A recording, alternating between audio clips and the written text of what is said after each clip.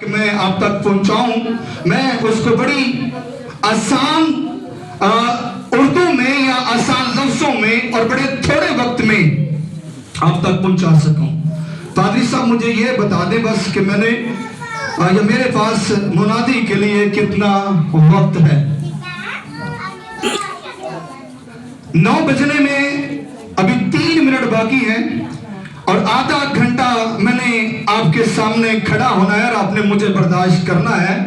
لیکن میں آپ کو یہ بتانا چاہوں گا کہ یہ خدا کا وہ کلام ہے جس کے اندر قدرت پائی جاتی ہے، اور آپ بچپن سے یہ گیت گاتے اور سنتے آ رہے ہیں کہ پاک کلام میں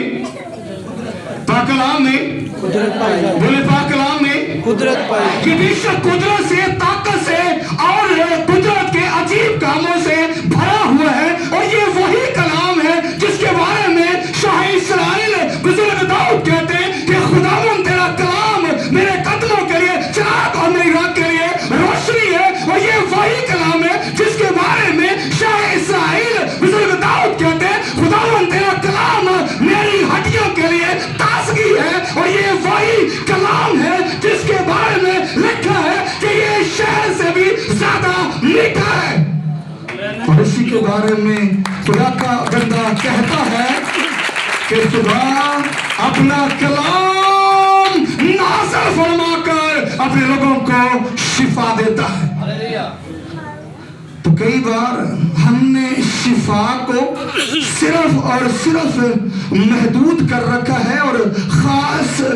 کیٹیگریز میں یا خاص شخصیات میں بانٹ دیا ہے، حالانکہ شفا کی قدرت اور شفا کی برکت جو ہے یا خدا کی کلام اقدس کو جب ہم پڑھتے ہیں تو شفا خدا کے کلام کے اندر سے صادر ہوتی ہے، نہ کہ اسلام آباد سے، نہ کہ گجرانوالہ سے، نہ کہ پشاور سے۔ داؤد کہتا ہے خداوند اپنا کلام نازل فرماتا اور اپنے لوگوں کو شفا، وہ آج اور کل بلکہ اب تک یکساں۔ یسوع مسیح میں میرے عزیزوں، جب ہم خدا کے کلام پر غور کرتے ہیں نا، توجہ کرتے ہیں، گیان دھیان کرتے ہیں، اس کو میڈیٹیٹ کرتے ہیں، تو پھر اس کی قدرت ہماری زندگیوں کے اندر شامل ہوتی ہے، انٹر ہوتی ہے، اور پھر خدا کے کلام کے اندر مدرج بڑے بڑے کام جن کا وعدہ خدا نے اپنے کلام میں اپنے لوگوں کے ساتھ ڈائریکٹ کیا ہے، پھر اس کلام کی قدرت ہماری زندگیوں کے اندر داخل ہو کر نہ صرف ہمیں ہیل کرتی ہے بلکہ ہمارے وسیلہ سے ہمارے گھرانوں، ہمارے چرچز کے اندر، ہمارے کلیسیاؤں کے اندر گہرے طور پر کام کرتی ہے۔ لیکن بڑے افسوس کے ساتھ یہ کہنا پڑتا ہے کہ بہت دفعہ خدا کے کلام کو وہ ترجیح، وہ توجہ، وہ فوکس جو ہے جو اس کو دینا چاہیے وہ ہم نہیں دے پاتے۔ ضرورت اور خدا کا کلام کئی جگہوں پر، انسان کی کتاب میں سلیمان جو حکمت کا بادشاہ ہے، وہ کہتا ہے جو کوئی خدا کے کلام پر دھیان کرتا ہے، توجہ کرتا ہے، وہ بھلائی کو نہیں سنا۔ خدا کا کلام کہتا ہے جو کوئی مجھ پر توجہ کرتا ہے، مجھ پر فوکس کرتا ہے، اپنا رخ، اپنا فیس میری طرف موڑتا ہے، مجھ سے دل لگاتا ہے، خدا کا کلام اسے وعدہ کرتا ہے کہ وہ بھلائی کو دیکھے گا۔ اور یہ ہو نہیں سکتا کہ کسی نے اس پر بھروسہ کیا ہو، کسی نے اس کو اپنی زندگی بسر کرنے کے لیے سامنے رکھا ہو اور وہ دنیا کی ٹھوکروں میں پڑا ہو۔ یہ قطع نہیں ہو سکتا، کیونکہ یہ خدا کا وہ کلام ہے جس کے اندر قدرت پائی جاتی ہے۔ آمین۔ میرے پاس صرف 30 منٹ ہیں اور میں چاہوں گا کہ جب 5 منٹ رہ جائیں تو مجھے بتا دیا جائے تاکہ میں اپنے مضمون کو کلوز کر سکوں۔ آج جس وجہ سے اور جس سیزن میں سے ہم گزر رہے ہیں اور اسی کرسمس سیزن کے حوالے سے ہم یہاں پر موجود ہیں، اور میرا دل خدا کی شکر گزاری سے بھرا ہے पास्टर लुकमान साहब के लिए, आप सबों के लिए, एल्डर साहबान के लिए, और जो मोसेस खुदाम यहाँ पर मौजूद हैं, जो मुझे यहाँ पर और 25 मिनट बर्दाश्त करने वाले हैं। मेरा दिल खुदा के हुजूर में उनके लिए शुक्रगुजारी से भरा है, और मेरी दुआ है कि खुदावन अपने खुदाम को इस इलाके में एक बड़े रिवाइवल के लिए, इंजील की मुनादी के लिए, रूहों की नजात और शिफा के लिए बड़ी कसरत के साथ इस्तेमाल करता रहे। आमीन, जोर से बोलिए आमीन। मैं चाहता हूँ खुदा के खादिम सामने आए और भाई शहबाज जो हार हमें पहनाया गया था वही हमें दे दें, ताकि पादरी लुकमान साहब के गले में हम पहना सकें और अपनी मोहब्बत का इजहार आप सबों के साथ मिलकर खुदा के खादिम के साथ कर सके। जोरदार तालियां खुदा के खादिम पास्टर लुकमान साहब के लिए।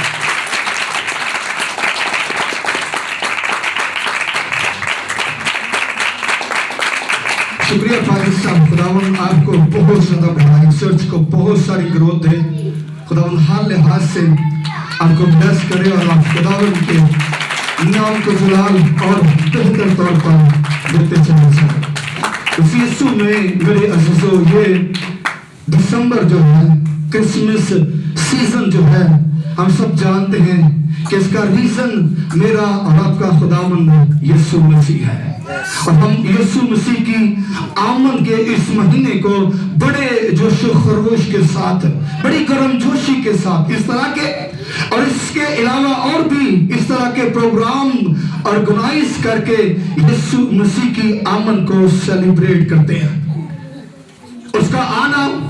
इस जमीन पर उसके तजस्सुम को हम मनाते हैं, और उसके साथ साथ जब हम बाइबल मुकद्दस और क्रिसमस की उन रवायात पर गौर करते हैं जो हमें क्रिसमस सीजन के अंदर और क्रिसमस के साथ जुड़ी हुई दिखाई देती हैं, तो फिर उन पर बहुत सारा ज्ञान ध्यान किया जाता है, उनके गेटअप्स को अपनाया जाता है, ऐसे कल्चर को, ऐसे माहौल को, ऐसी सिचुएशंस को क्रिएट किया जाता है ताकि हम उस वक्त में होने वाले उस वाकया की मंजरकशी कर सके, और उन सारी चीजों को रिपीट किया जाता है, दोहराया जाता है, उन किरदारों पर बहुत सारा काम किया जाता है, बहुत सारा उनको हाईलाइट किया जाता है। मैं तेजी ना इसलिए बोल रहा क्योंकि टाइम थोड़ा देता गया। बहुत ज्यादा उन कैरेक्टर्स पर निगाह की जाती है जिनका ताल्लुक क्रिसमस के साथ जुड़ा हुआ है, उनमें बहुत सारे नुमाया किरदार हैं, बहुत सारे नुमाया नुकात हैं जिन पर क्रिसमस के दिनों में, बिलखसूस दिसंबर में उनको सामने लाया जाता है और उनको देखा जाता है, रिसर्च किया जाता है, और फिर उनके अंदर से उन नुकात को जो कलीसियाई तौर पर, जो शख्सी ईमान की जिंदगी बसर करने के लिए रहनुमाई करते हैं, फिर उनके अंदर से हासिल होने वाली तालीमात को कलीसियाओं तक पहुंचाया जाता है। जैसे मैं बात करना चाहूंगा सबसे खूबसूरत, उत्तम और बड़ी असीम शख्सियत की, जिसको मैं और आप सभी जानते हैं, और इसका नाम दुनिया जहान की औरतों से मुबारक है। मुकद्दसा मरियम बाइबल मुकद्दस के अंदर क्रिसमस के साथ जुड़ी हुई एक ऐसी शख्सियत है, एक ऐसा किरदार है जिसके ऊपर बहुत सारा तस्करा किया जाता है। फिर बुजुर्ग यूसुफ के बारे में, वो भी एक खूबसूरत किरदार है जिनको यीशु मसीह के इस तजस्सुम के अंदर हम बड़ा मेन देखते हैं कि वो जमीन पर मसीह यीशु की वालिदा माजदा का हक या ओहदा या रुतबा या मुकाम जो है वो हासिल करती है। फिर इसके अलावा बहुत सारी बातें हैं, जैसे क्रिसमस ट्री है, सेंटा क्लॉज है, और दीगर क्रिसमस कार्ड हैं, और इसी तरह बाइबल में मौजूद इन किरदारों पर भी निगाह की जाती है। जैसे यहाँ पर हम देखते हैं कि मजूसी एक बड़ा अहम क्रिसमस के साथ जुड़ा हुआ किरदार है। फिर उनके जो तहाइफ हैं वो भी क्रिसमस के साथ जुड़े हुए बड़े खूबसूरत करैक्टर की हैसियत से हमारे सामने नजर आते हैं। फिर इसी तरह गडरिये जो हैं, चरवाहे जो हैं, फिर आसमान का फरिश्ता और फिर आसमान से नमूदार होने वाला वो सितारा जो है वो भी एक बड़ा अहम किरदार है। और ये सारी बातें ईमानदारों बाइबल मुकद्दस के अंदर यीशु मसीह की विलादत, उसके तजस्सुम और उसके मुजस्सम होने के साथ जुड़ी हुई है। और इनका रीजन भी यीशु मसीह है और यीशु मसीह की वजह से हम इन किरदारों को, इन कैरेक्टर्स को बाइबल मुकद्दस के अंदर देखते हैं। मैं आज मरियम पर नहीं बल्कि यूसुफ पर भी नहीं, गडरियों और सितारा और मजूसियों पर भी नहीं, बल्कि मैं आपके सामने एक ऐसे किरदार को रखना चाहता हूं जिसका जिक्र अभी हमने खुदा के कलाम में से पढ़ा है। जानते हैं कि इसका जिक्र हमने यहां पर पढ़ा है? लिखा है कि जब हेरोदिस बादशाह का दौरे हुकूमत है तो खुदावंद यीशु मसीह की विलादत का तस्करा जो है वो हमें नजर आता है। आज का जो हमारा किरदार है ना, जो मजमून है, जो टॉपिक है वो है हेरोदिस। क्या है जी? हेरोदिस। हेरोदिस या आसान और करूं तो मैं आज क्रिसमस के इस सीजन में हेरोदिसी ज़हनियत जो है वो आपके सामने रखना चाहता हूं। बाइबल मुकद्दस के अंदर हेरोदिस एक ऐसा किरदार है जिसकी जात में हमें बड़ी मनफी चीज पाई जाती है, जिसके करैक्टर को जब हम यहाँ पर पढ़ रहे हैं तो ये यहाँ पर बड़ा वहशियाना और गुस्से से, नफरत से, हसद से भरा हुआ दिखाई देता है। ऐसा ही है ना? अब जानते हैं हेरोदिस बादशाह ने 2 साल या उसके साथ जुड़ी हुई उम्र के बच्चों को क्यों कत्ल करवाया था? कोई बता सकता है? क्योंकि अभी हमने पढ़ा है कि जब उसको पता चला तो वो और उसके साथी जो हैं वो गुस्से में आ गए हैं और गुस्से में आकर उन्होंने एक कदम उठाया है और लिखा है यरूशलेम के अंदर हेरोदिस ने 2 वर्ष